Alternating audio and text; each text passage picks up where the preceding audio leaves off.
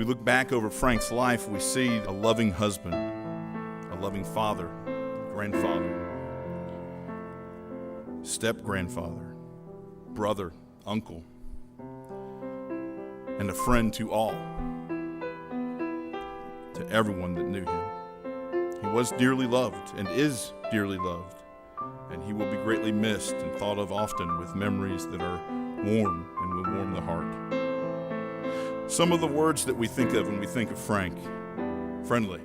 For me, this is one that comes easily to mind because I would see him and he would have that engaging smile and the warm handshake, an infectious smile, if you will. And he was friendly to all.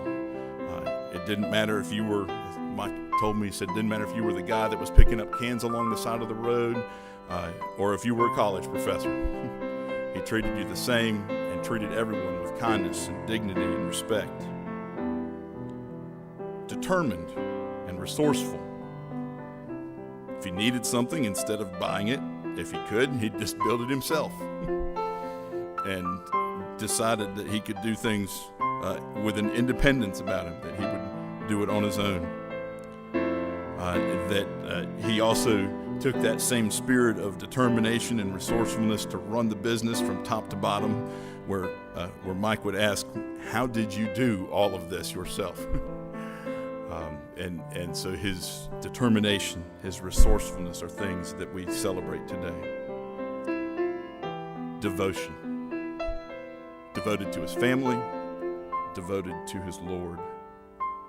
We've seen that as he's taken the time and heart and sacrifice to stand so faithfully beside Teddy for so long and help her through the health concerns that she has, even not being able to be with us today, that he was faithful to that, devoted to helping her in any way that he could. We would also see that devotion to the Lord. I know that when Teddy's health got to where he couldn't come to church on Sunday, he would be apologizing to me that they had missed a Sunday. He had a very humble and quiet generosity about him. He would come out after church on a Sunday morning, and it wasn't unusual for him to say, "Preacher, I heard you say this. If I can help in any way, you come over to the store and see me." And the people that got help, they might not even know where it came from. They just know some angel showed up and helped them out. And just the warmth that he lived out, that he embodied, that now we know that as the Lord is receiving him home, we can picture the Lord saying to him, "Well done, good and faithful servant. Enter into your Father's rest." Richard Cutri is going to come and share with us a few words, and certainly Richard, as the last of 5 siblings, we have a special prayer for you in our hearts today. I know this is not easy for you as well. If you would come and share with us some remarks about Frank, we would be glad to receive that. When Frank was in the service, Frank is 12 years older than myself, but I remember him coming back to Canandaigua after being that gunner on the helicopters and chasing the bad guys over in Korea. He never wanted my mother to know what he did when he was there, so we never told her.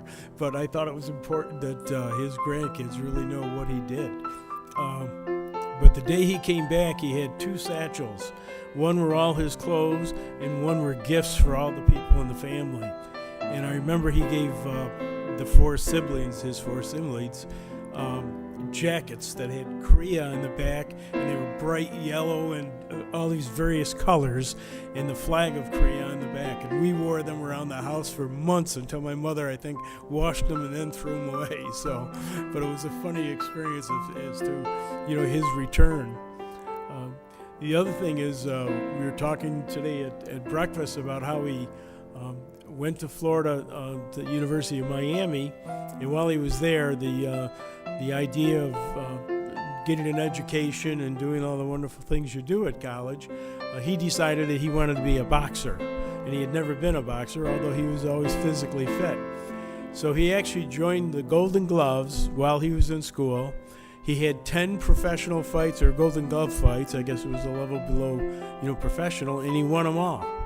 And then the coach said, we're going to go over to a military base that wasn't too far from the University of Miami, and they were going to have boxing matches with a military organization. So I'm not sure if there were 7 or 8 different classes, but he was in the heavyweight, and he said they all went over there, and the military guys were all like 23 to 25 years old and just did a job on him. And he said that's the last fight I ever had. So he hasn't had a fight since. The last story I want to tell you is that I'm sort of telling you some of the stories from the early days. He spent wonderful years here. He was always so proud to be a part of this community, and he shared that with us. I mean, we always loved it if he was closer to us in good old upstate New York, but we knew he was happy and that he enjoyed the life with all the friends and the people that are here. He also was a good bowler. I mean, he was always a good bowler. And whenever he returned to Canandaigua, my brother Mike, who's Keith's dad, and myself and Frank would always find time, no matter if he was there 2 days or 2 weeks, to go out bowling 2 or 3 times, and we'd all put up a quarter and we'd play for the quarter. And I don't think Mike and I won more than once in the 20, 30 years we were doing that. And then he bowled with us in a league for a couple of years when they were living up in that area, and he was working at Nichols, and he actually moved from Nichols in Canandaigua to Nichols here, and that's how he moved into this community 35 years ago.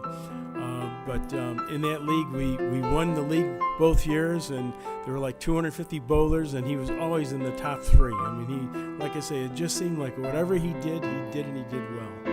But like I say, he wasn't a good man, he was a great man, and I'm going to miss him, and I'll hold him in my heart forever. So thank you.